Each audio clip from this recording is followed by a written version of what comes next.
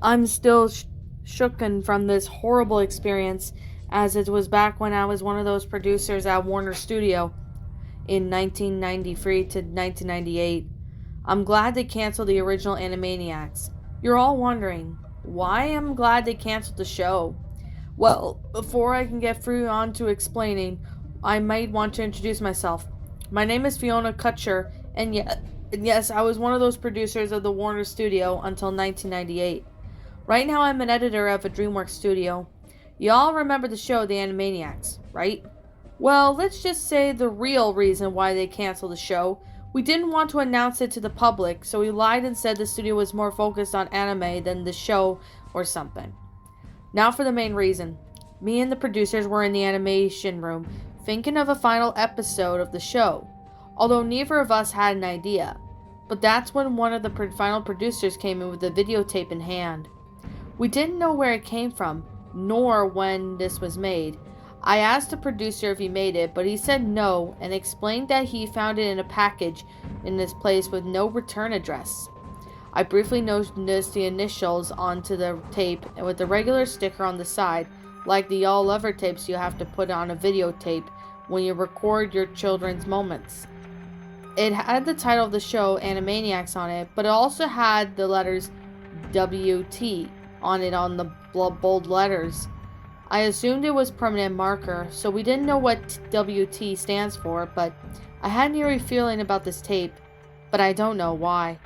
One of the producers inserted the tape into the VCR, and the TV instantly shows a black screen like it always does. It cuts to the Animaniacs intro, to which was nothing usual about, but it was just the same old intro as all. But that's when the horrible experience began. Just after the intro finished playing it faded to black. A second later, a title card appeared, and it said Wakko's Torture in bloody letters on the dark gray background. Me and the producers had to chill up our spines at the title. Thought of it was just made sense that the WT stands for. I mean, Wakko's Torture? Seems kind of dark for a cartoon series. We didn't know why it was called that, until later on in the show, and eerie Friday the 13th style music began playing in the background of the title card. The episode began with the Warner brothers and Warner's sister messing around with Dr. Scratch and Sniff, the studio psychiatrist with practice, and flirting with the hello nurse, the good-looking studio nurse as usual. That is when the security guard Ralph, who saw the whole thing, has enough of their constant insanity. He was on the phone with someone, and we didn't know who it was at first. At least not until it cut to Wakko running around the studio by himself. He was talking and singing about how hot and stunning Hello Nurse truly is. I would agree that Hello Nurse is hot as hell, but she is almost as hot as Jessica Rabbit from the film Who Framed Roger Rabbit. That is when it happened. When Wakko walked past the dark alleyway of a said gloved hand, covered his mouth, and dragged him into the dark while he muffled a scream while struggling. We were shocked a little, but it wasn't the bad part. Wakko emerged from the dark alleyway as he tried to get away and yelled out for help as another set of hands pulled him back into the darkness. As he muffled a scream, it faded to black as Wakko's muffled scream echoed. 3 seconds later, it faded to Wakko unconscious and chained to a gray-black brick wall. We assumed they knocked him out and he was just dragged into the darkness. A second later, his eyes slowly began to open before he immediately started to struggle at the chains, who well failed to notice the chains had already had dry stains on it. Wakko stopped struggling as his 5 clowns emerging from the shadows. They weren't your everyday birthday clowns. They were typical scary clowns that you see in the 1980s films, but they were cartoon mode at that point. One of them explained to Ralph hired them to torture Wakko in a horribly scary tone. Wakko whimpered as he simply yelled out, "Clown!" Looking at the clowns made Wakko whimper in fear and struggle insanity. I mean, we did make the episode about Wakko's fear of clowns and had a few episodes with it. Although we had an inspiration of people fearing clowns, which is why we had Wakko Warner become scared of clowns. Anyways, one of the clowns grabbed one of his legs, and the second grabbed the other leg, and then the third clown had a sickening grin on his face and slashes at Wakko's left leg with a hunting knife. The 2 clowns held Wakko's legs tight enough have not have been bruises but 2 broken bones.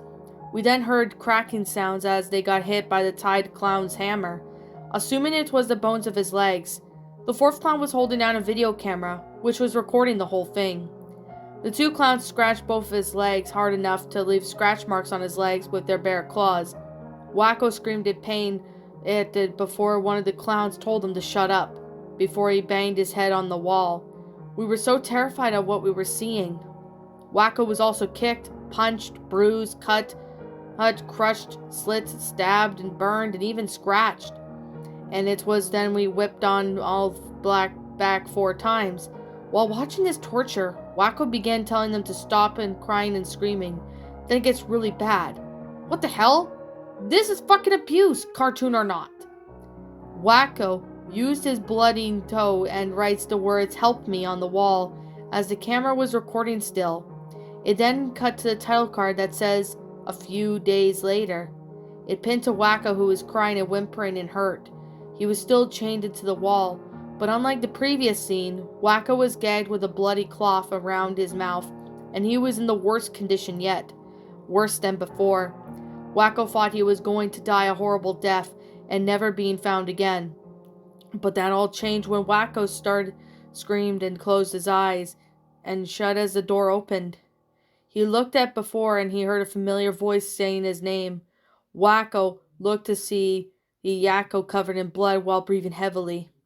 It then cut to earlier where Yakko, who realized that his brother's disappearance, searched up and down for him. When he hears Ralph bragging about the tortures Wacko is getting in the videos, Yakko is pissed before he makes Ralph confess that he hired 5 clowns to kidnap and torture his brother. Yakko was even more furious when he threw Ralph on the wall, punched him until he was unconscious. Later, Yakko entered where his brother was held and sees 5 clowns spying him.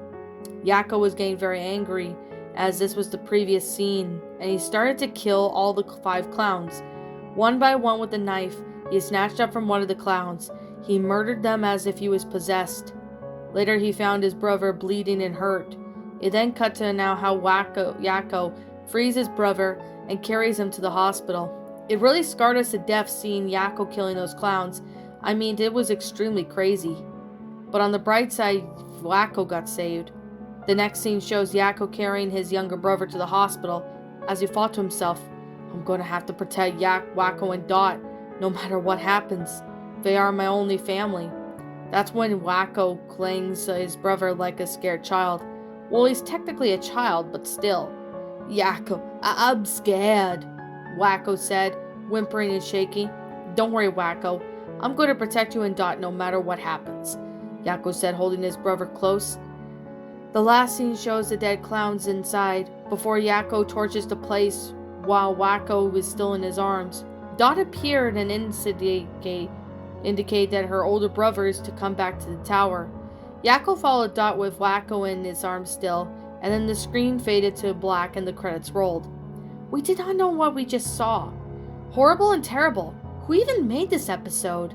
The creator saw it, and an hour later, we explained everything.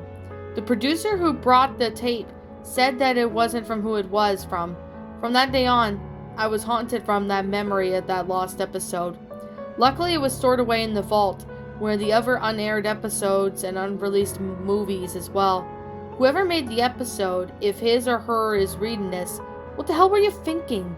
Making such a dark and horrible episode of the Animaniacs.